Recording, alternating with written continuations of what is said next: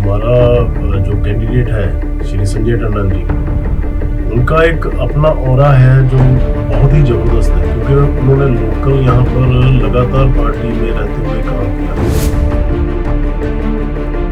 संजय टंडन की दूरंदेशिता और central government के सहयोग से आज वो जो है गोल्ड मेडल चंडीगढ़ स्टेट का को जीतता है, तो उसको 70,000 तक साल का वजीफा कर दिया गया। 70,000 मतलब कहाँ 4,000 और कहाँ 70,000। चंडीगढ़ की हर पॉलिसी सेंटर से बन के आती है, सेंटर से ही उसका काम चलता है। इसीलिए हम कहते हैं कि सेंटर की जो गवर्नमेंट है, अगर उसी का नुमाइंदा चंडीगढ़ से होगा तो काम करना आसान होगा।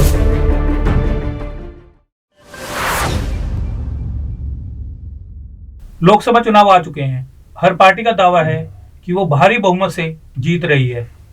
हर पार्टी की तरफ से चुनावी जनसभाएं की जा रही हैं, रैलियां की जा रही हैं, और जनता भी ये जानना चाहती है कि किस आधार पे पार्टियां ये दावा कर रही हैं। आज हमारे साथ बीजेपी पार्टी के प्रवक्ता और चंडीगढ़ के पूर्व senior deputy mayor Gurpreet Singh Dhillon मौजूद हैं। आपका स्वागत है सर। गुरप्रीत सिंह ढिल्लों से हम आज जानना चाहेंगे कि चुनाव की तैयारियां कैसे चल रही हैं। चुनाव बड़े अच्छे रिदम में चल रहा है, और हमारा जो कैंडिडेट है श्री संजय टंडन जी, उनका एक अपना ऑरा है जो बहुत ही ज़बरदस्त है, क्योंकि उन्होंने लोकल यहाँ पर लगातार पार्टी में रहते हुए काम किया और पब्लिक के साथ इतना इन टच रहे कि कोई भी व्यक्ति आकर के उनको सीधे अप्रोच कर सकता था। पिछले लंबे समय तक 10 साल ऑलमोस्ट वो प्रेसिडेंट रहे पार्टी के, उससे पहले वो जनरल सेक्रेटरी के तौर पे भी 4 साल रहे। तो इस वजह से हर कोई व्यक्ति कनेक्ट कर पाता है उनसे सीधा। तो ये एक उनकी शख्सियत है कि वो चंडीगढ़ के अंदर लोगों के लगातार काम आते रहे हैं और लोगों के साथ घुलते मिलते रहे हैं। इसके अलावा वो जैसे चंडीगढ़ के स्पोर्ट्स जो एडवाइजरी कमेटी है उसके भी हैं, और उसमें उन्होंने बहुत सारे ऐसे काम किए कि जिसकी वजह से लोगों को, यूथ को डायरेक्ट बेनिफिट हुआ है। मिसाल के तौर पर जैसे हमारे बच्चे मेडल लेके आते थे, गोल्ड मेडल लेते थे, सिल्वर मेडल लेते थे, उनको जो वजीफा मिलता है वो बहुत थोड़ा था, लगभग 3,000, 3,500, 4,000 ऐसे वजीफा मिलता था। लेकिन संजय टंडन की दूरंदेशिता और सेंट्रल गवर्नमेंट के सहयोग से आज वो जो है गोल्ड मेडल चंडीगढ़ स्टेट का को जीतता है, तो उसको 70,000 तक साल का वजीफा कर दिया गया। 70,000 मतलब कहाँ 4,000 और कहाँ 70,000। तो ये अलग अलग रेंज है, जैसे अंडर 18 की अलग है, अंडर 16 की अलग है, सीनियर की अलग है।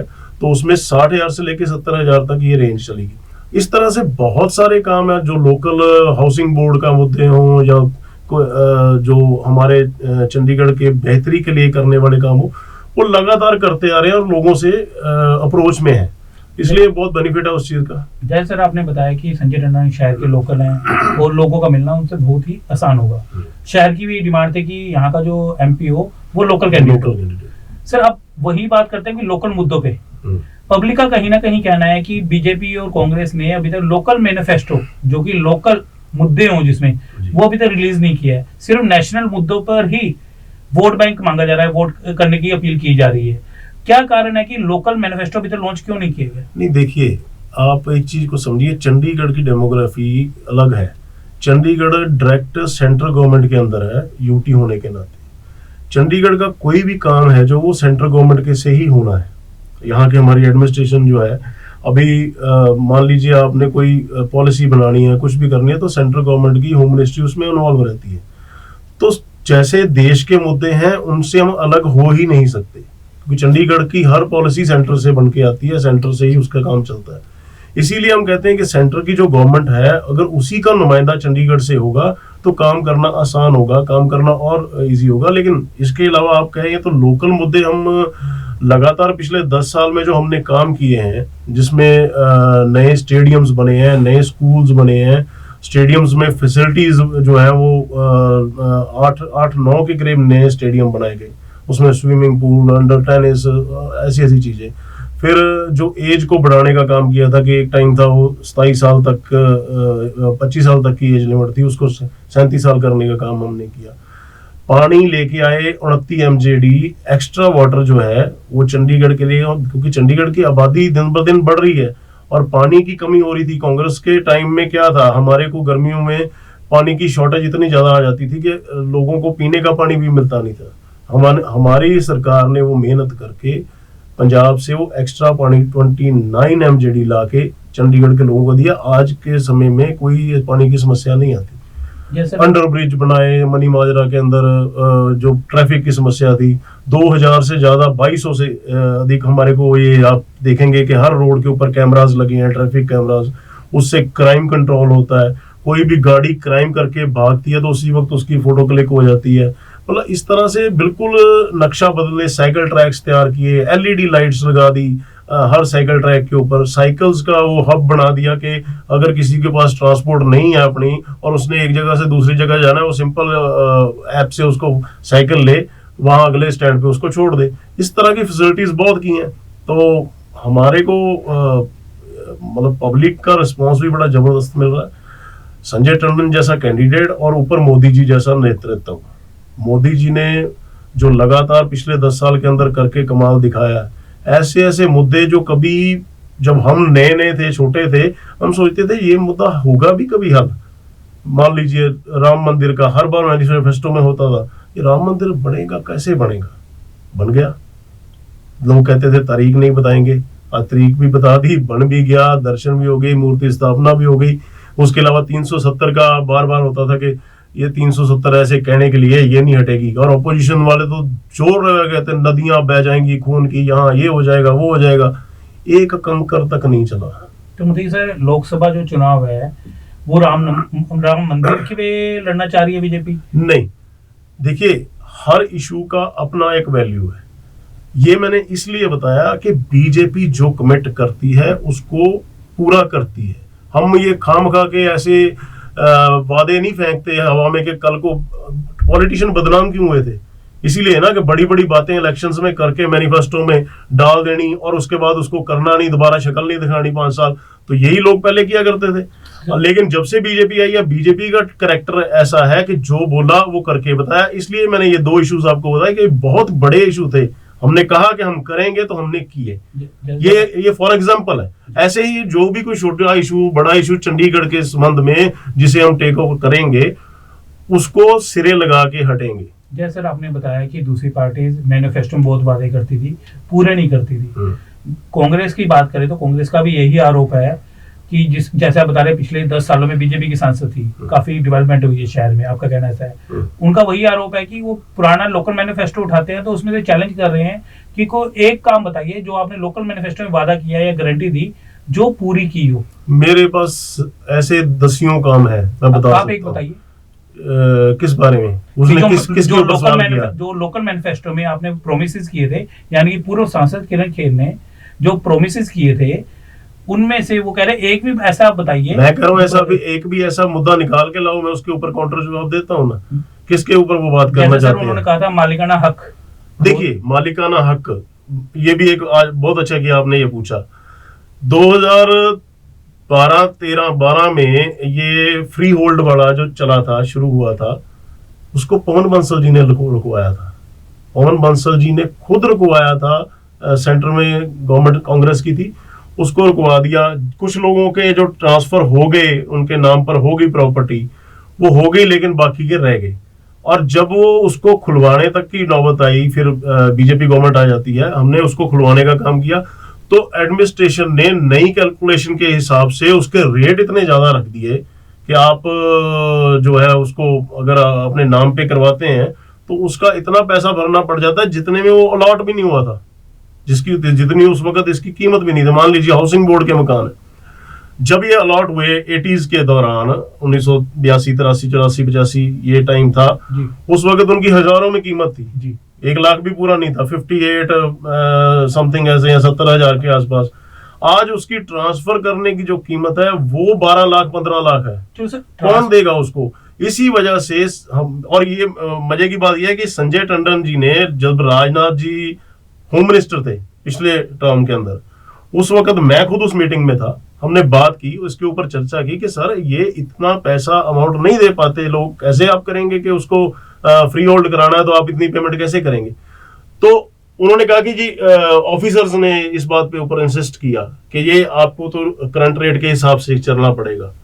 तो हमारे संजय टंडन ने उसी वक्त कहा कि हमारे हाथ जुड़े हैं, अगर आप इस रेट पे करना चाहते हैं तो आप ना करें, इसको सही रेट पे लाएं, जो बनता है वो पब्लिक देने के लिए तैयार है, आपकी रेंज ठीक होनी चाहिए। सर जो आपने ट्रांसफर की, हाउस ट्रांसफर की बात की, यहाँ पे नीड बेस्ड चेंजेस भी बहुत बड़ी समस्या है। हाँ। लोग कह रहे हैं कि नीड बेस्ड चेंजेस, उसमें तो ज्यादा फंड भी नहीं लगता। तो सांसद 10 साल रही बीजेपी की, आपने बताया कि दिल्ली में अगर जिसकी सेंट्रल किसी का घर टूटने दिया हमने? सर किसी का घर नहीं टूटा। नोटिस लगातार आए हैं सर। नोटिस लगातार, मेरा खुद का घर है हाउसिंग बोर्ड में। नहीं, हाउसिंग बोर्ड के अंदर मेरा अपना घर है, मेरे को भी नोटिस आते हैं। वो एक रूटीन प्रक्रिया में वो नोटिस भेजते रहते हैं। मैं खुद जाकर के वहाँ एसएस जो इनका सेक्रेटरी है, मेरी बहस हुई इस बात के ऊपर भी, आप क्यों, कहते सर ये कोई ना कोई शिकायत करता है तो हमें नोटिस भेजना पड़ता है। अब हमारे लोग बीच में ऐसे कोई शिकायत कर दी, एक पड़ोसी की पड़ोसी से नहीं बनती, उसने शिकायत कर दी तो वो नोटिस आ गया। सर रोका जा सकता था। मैं वही कह रहा हूं, हम इन्वॉल्व होती इस काम में, इस मुद्दे में सांसद इन्वॉल्व होती तो ये बड़ा इशू नहीं है। मैं वही बता रहा हूँ कि इस इशू को लेकर के हम लोग बहुत सीरियस हैं, और जैसे कि मैंने पहले बताया कि हमने किसी का नुकसान नहीं होने दिया, हम उसके लिए लड़े पूरा।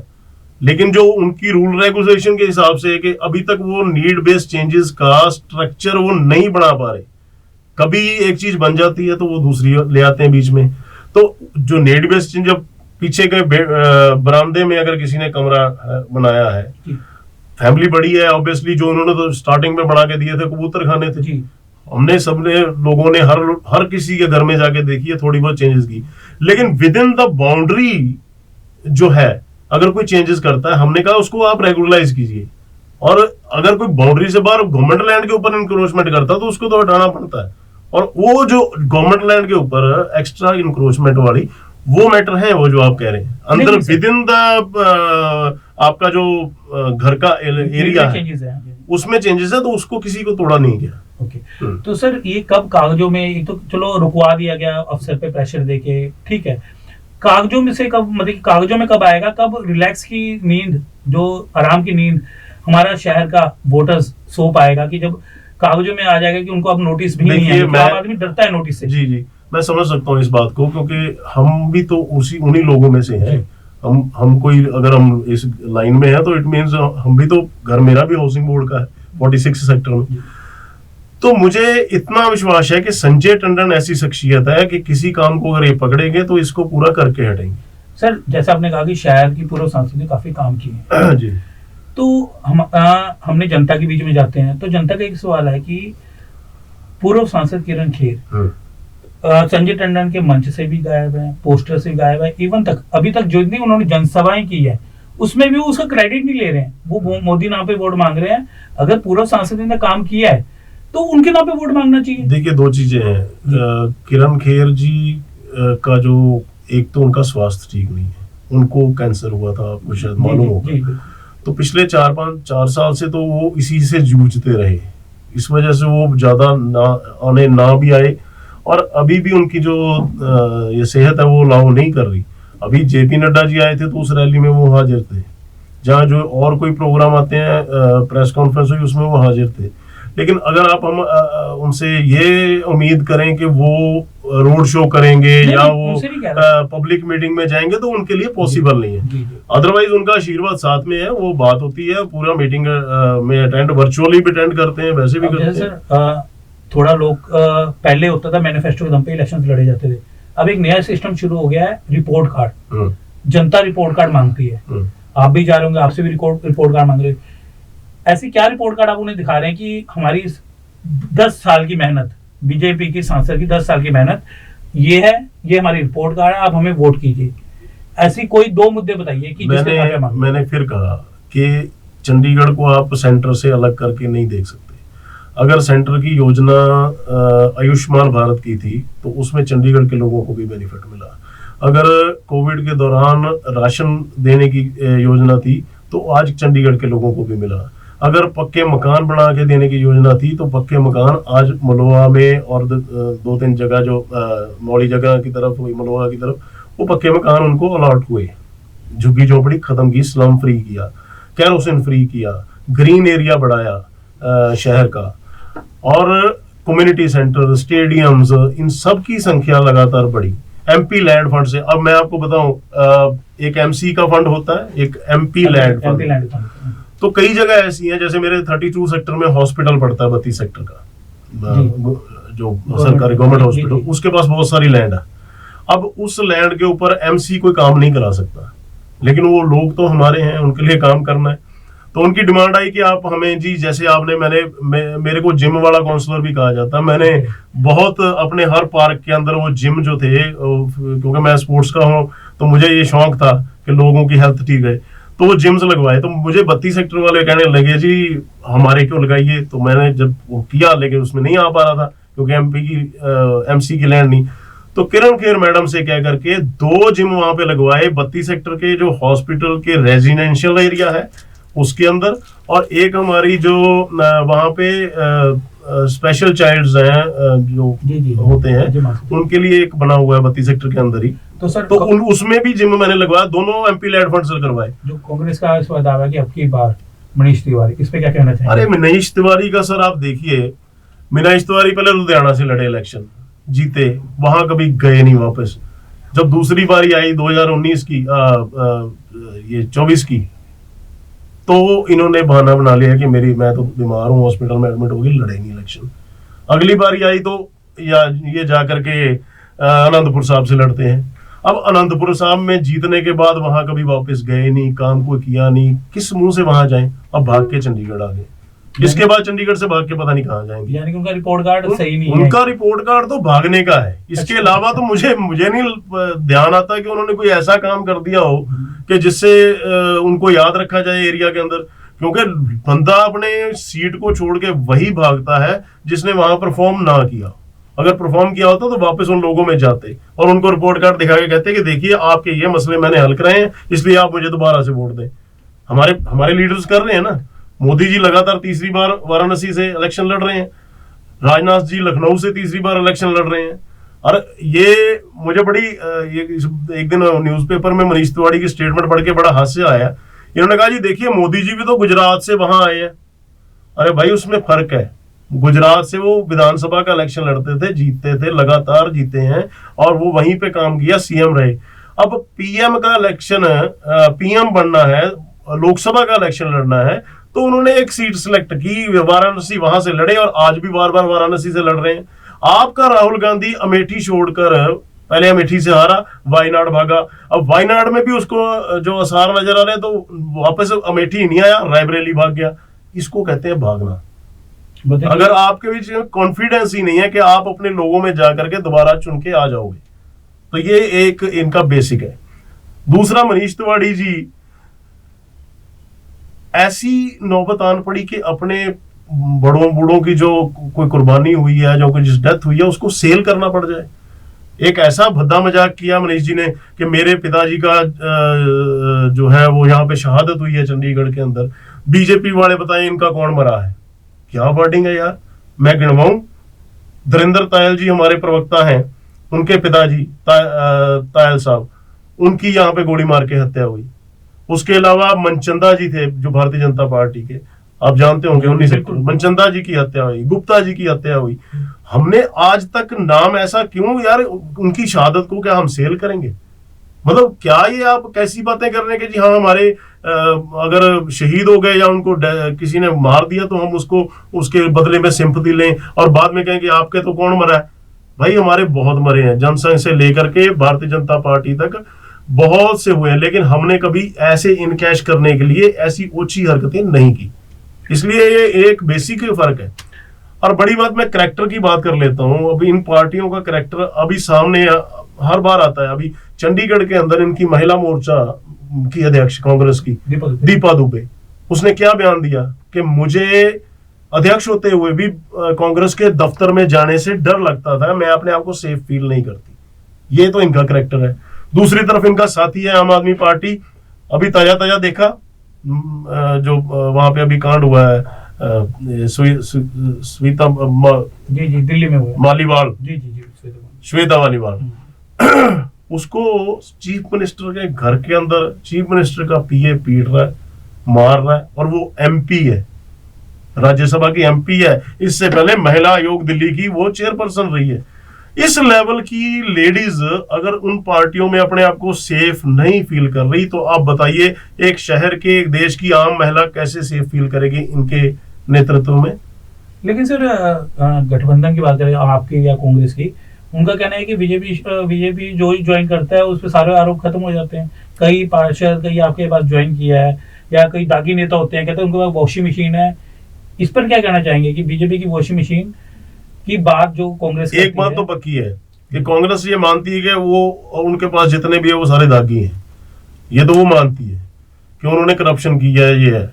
दूसरी बात, हमारे पास आने के बाद किसी का भी कोई स्टेटस चेंज नहीं हुआ। अगर आप कहो कि उसका हमने केस बंद कर दिया या उसके खिलाफ जो चार्जेस थे वो विड्रॉल कर लिए, ऐसा कोई नहीं हुआ।